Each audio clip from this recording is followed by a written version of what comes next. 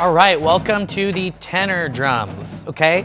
Typically, these have 5 drums. As you can see, we have a 6-inch Spock, a 10-inch drum 1, 12-inch drum 2, 13-inch drum 3, and a 14-inch drum 4.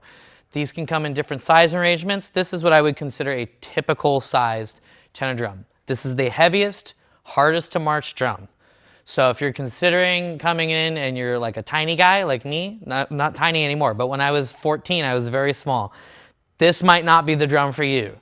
Keep that in mind. This is the hardest one to march, absolutely the heaviest one. It's the one that's furthest out from your body. And it's like right in a spot where you have to develop a lot of lower back strength to march it. That being said, let's talk about playing these drums. So we're not going to play traditional on this drum. We're going to be playing matched grip. There's a million different types of tenor sticks out there. I like the Vic Firth, Bill Bachman, Billy Clubs. These feel great to me, and I like the way that they have a little recess for me to hold on to. Feel very accurate and dexterous in my hands. So, a couple things. When addressing the drum, specifically that means when you're sizing your harness or your stand, I think it's super important on tenors to have a slight downward angle to the drum.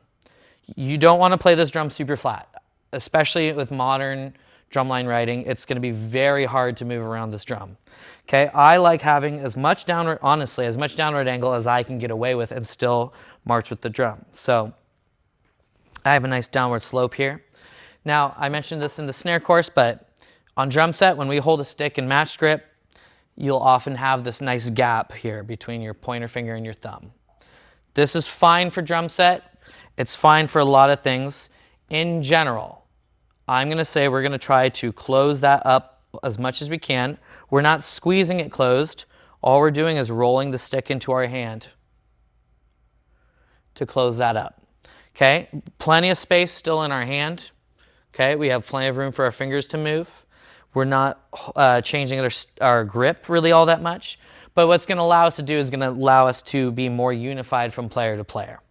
Okay, so we're going to close that gap almost all the way. On tenors, you might have a little bit more gap than snare.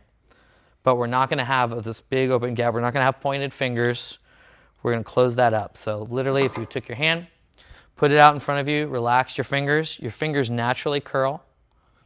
Take the stick and just slide it into your hand. That should look pretty good. If you do that, this should be pretty close to a perfect tenor grip. I like to play with a American, quote-unquote, American grip on tenors, which means I'm not trying to get this 98-degree angle to the drums. I don't want to address these drums at a 90-degree angle. I want these sticks to be as straight as I can get them. Okay? And what's important about tenors is we have drum zones. Just like timpani, these drums sound the worst if you hit them in the center. We never ever want to hit these drums in the center, except for the Spock. The Spock is so small it doesn't matter, but if you hit these drums in the center, it's going to sound very muffled, very dead, very basketball-like. It's the worst sound. We want the overtone of these drums to be part of our sound.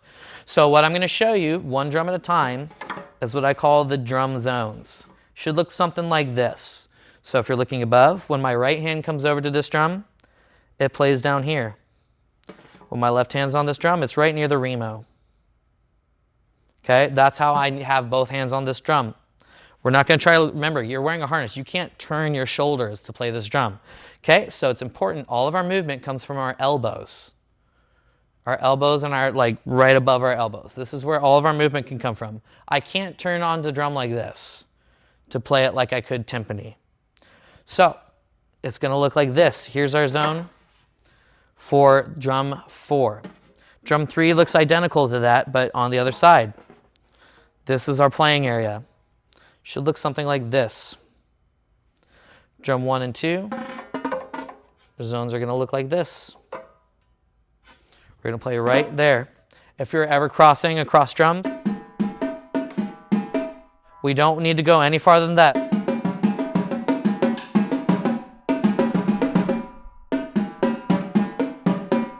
Okay, we don't need to be reaching all the way, and we're never pulling our elbows back. We're never pulling our elbows back to hit the center of these. Okay, we're just moving our elbows out.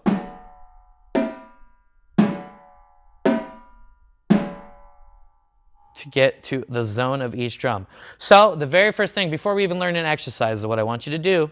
Stand, address your tenors or your tenor pad, whatever you're practicing on. Find your zone, and you're just going to go.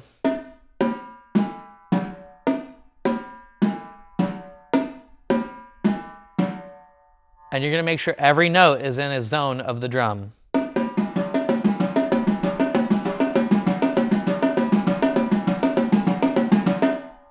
Okay, this is the thing I think most people overlook. You see the 5 drums, why wouldn't you hit it in the center? Okay, you'd hit a tom-tom on a drum set on the center. These you do not hit in the center, okay? Think of those zones. Think of what those zones look like. The Bach you can hit in the center, it's so high-pitched. Barely makes a difference.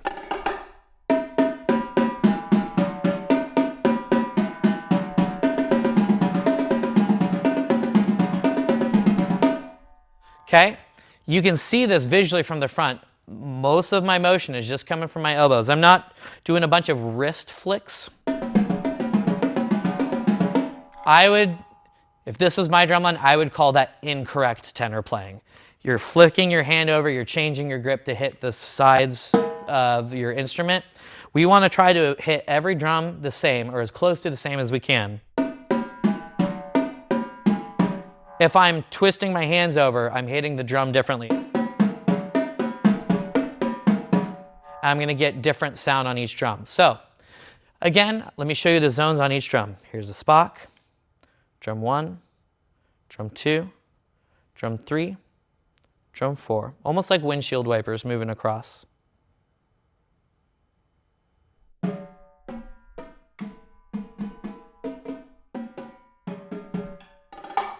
Okay, that's what we need to get started. After this, we're going to jump into eighth notes.